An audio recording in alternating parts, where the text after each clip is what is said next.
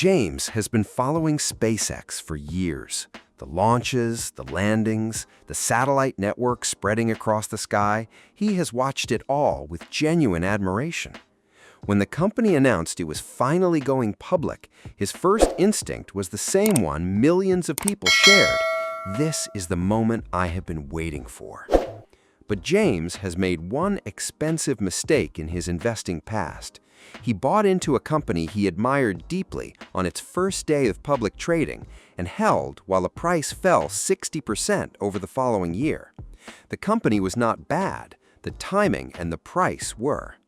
That experience taught him the most important distinction in investing. A great company and a great investment are not the same thing. They can exist simultaneously, or they can be separated by a significant amount of price. This video is about running that distinction honestly on SpaceX. Not whether the rockets are impressive, they are, but whether the investment makes sense at the price being asked, and what the math actually says when you slow down long enough to calculate it. The question most people are asking about SpaceX going public is whether SpaceX is a remarkable company. The answer to that question is obvious and not very useful. Of course it is. It launches more payload to orbit than any competitor on Earth. Its Starlink satellite network reaches over 150 countries. It has fundamentally changed the cost structure of space access.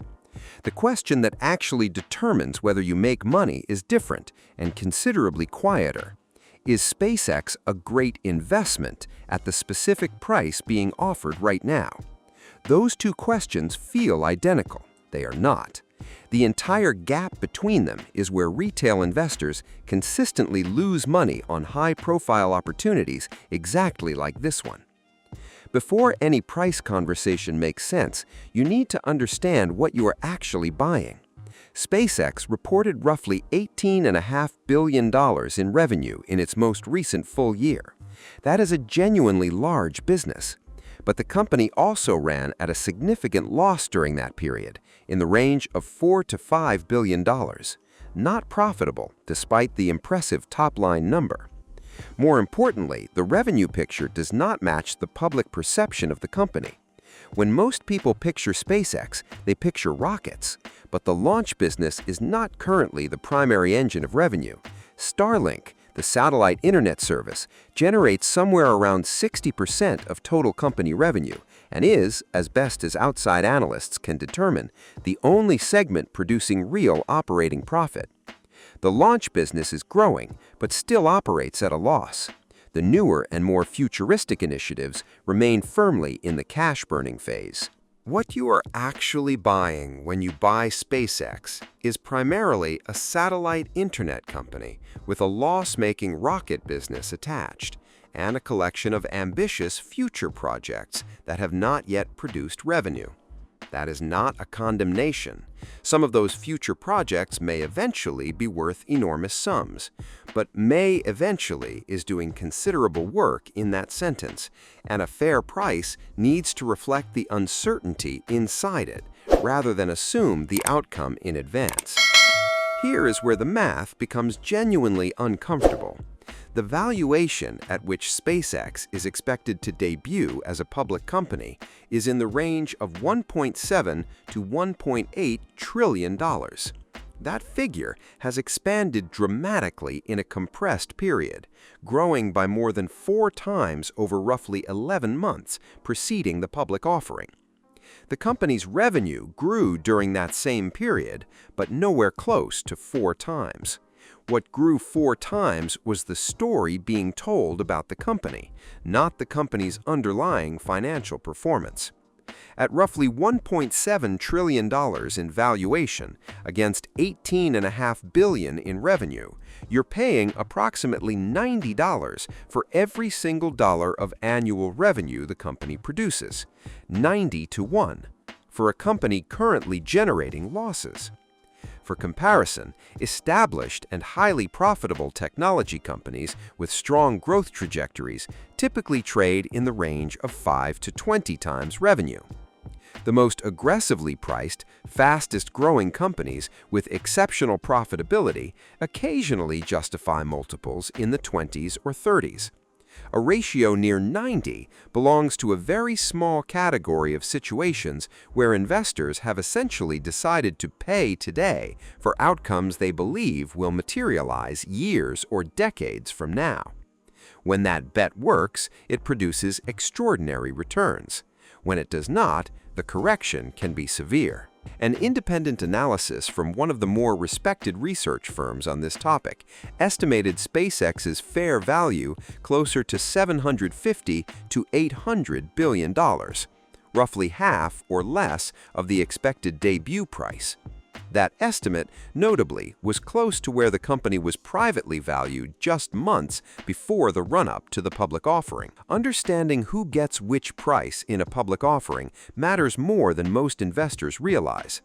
The official offering price is set before public trading begins, negotiated between the company and the banks managing the process.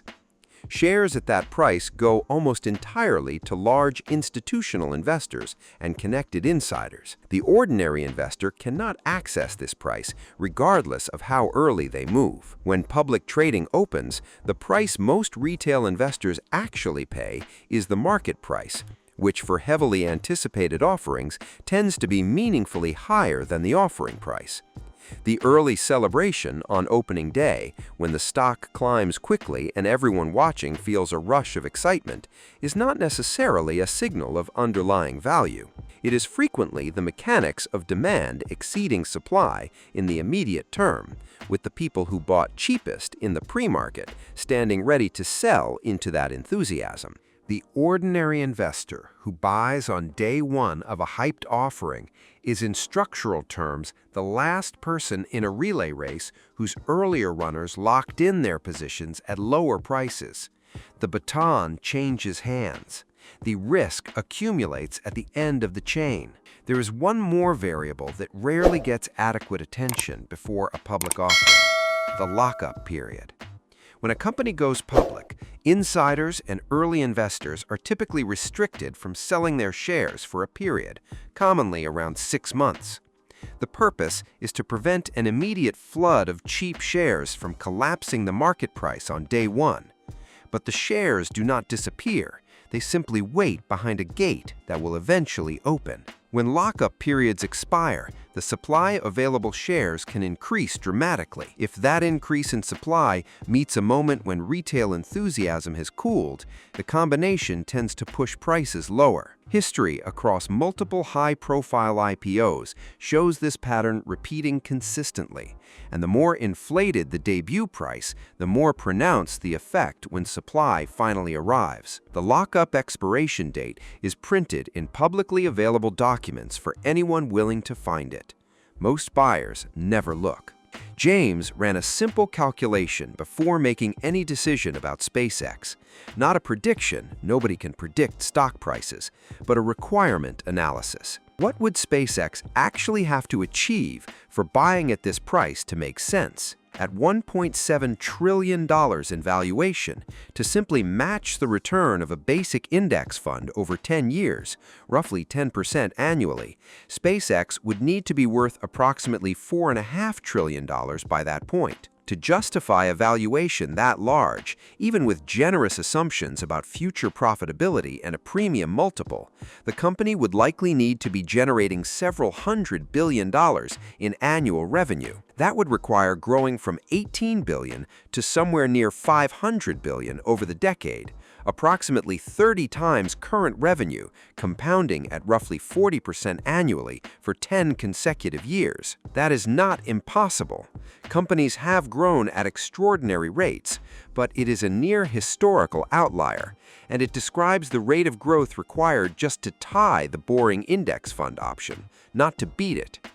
To actually outperform the alternative, SpaceX would need to exceed even that threshold. James did not buy SpaceX on day one, not because he stopped believing in the company, but because he learned from his earlier mistake that admiration and investment are different acts that require different analysis. His plan is simpler and less exciting than the hype suggests.